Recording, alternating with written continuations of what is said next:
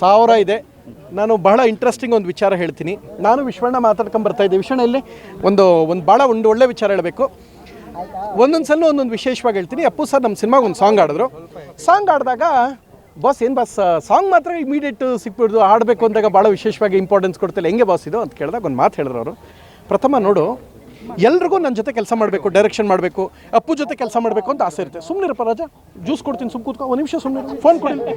ಆ ಫೋನ್ ಬಂದ್ಬಿಟ್ಟು ಹಿಂಗೆ ಮಾಡಿದ್ಯಾ, ನಿಜವಾಗ್ಲೂ ಒಂದು ಹೇಳ್ತೀನಿ ಕೇಳು, ಫೋನೇ ಇಲ್ಲದೆ ಇರೋ, ಕ್ಯಾಮ್ರಾನೇ ಇಲ್ಲದೆ ಇದ್ದಿರೆ ನೀವು ಒಂದು ನಿಮಿಷ ಬರೀ ಕ್ಯಾಮ್ರಾ ಬ್ಯಾನ್ ಮಾಡ್ಬಿಟ್ಟು ಎಷ್ಟು ಬೇಕಾದ್ರೆ ಫೋಟೋ ತಗೊಂಡು ನೀವು ಬತ್ತಿದ್ರೆ ಇಲ್ಲಿಗೆ. ಫೋನ್ಗೋಸ್ಕರ ಬರಬಾರ್ದು, ಅಭಿಮಾನಕ್ಕೋಸ್ಕರ ಬರಬೇಕು. ಹೋಗು ಜ್ಯೂಸ್ ಕುಡ್ಕೊ ಮನೆಗೆ ಹೋಗು, ಮನಿಕೋ ನಡಿ ಆಯ್ತು.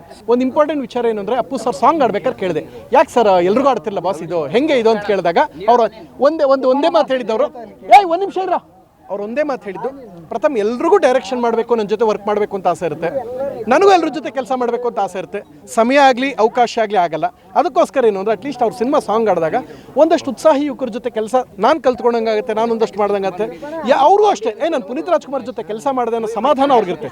ಎಲ್ರಿಗೂ ಕೊಡೋಕ್ಕಾಗದೇ ಇರ್ಬೋದು, ಕೆಲವ್ರಿಗೆ ಅಟ್ಲೀಸ್ಟ್ ಸಾಂಗ್ ಆಡಿದಾಗ ಒಂದು ತೃಪ್ತಿ ಇರುತ್ತಲ್ವ ಅಂದರು. ಆ ಹಾಡೋಂಥ ದುಡ್ಡನ್ನ ರಾಜ್ಕುಮಾರ್ ಫೌಂಡೇಶನ್ಗೆ ಹೋಯ್ತಿದ್ದೆ, ಆ ಹಾಡೋ ದುಡ್ಡು ರಾಜ್ಕುಮಾರ್ ಫೌಂಡೇಶನ್ಗೆ ಹೋಯ್ತಿದ್ದು. ಸುಮ್ಮನಿರಿ.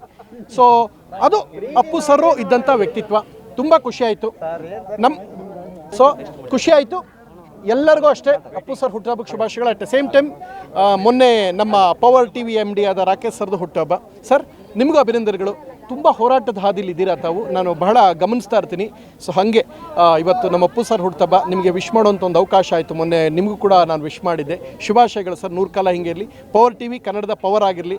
ಅಪ್ಪು ನಿಜವಾದ ಸಿನಿಮಾಗೆ ಪವರ್ ಸ್ಟಾರ್ ಆಗಿದ್ರು, ನೀವು ಮಾಧ್ಯಮಗಳಲ್ಲಿ ನೀವು ಪವರ್ ಟಿ ವಿ ಪವರ್ ಆಗಿರಲಿ ಅಂತ ನಾನು ಹಾರೈಸ್ತೀನಿ. Power star Puneeth ರಾಜ್ಕುಮಾರ್ಗೆ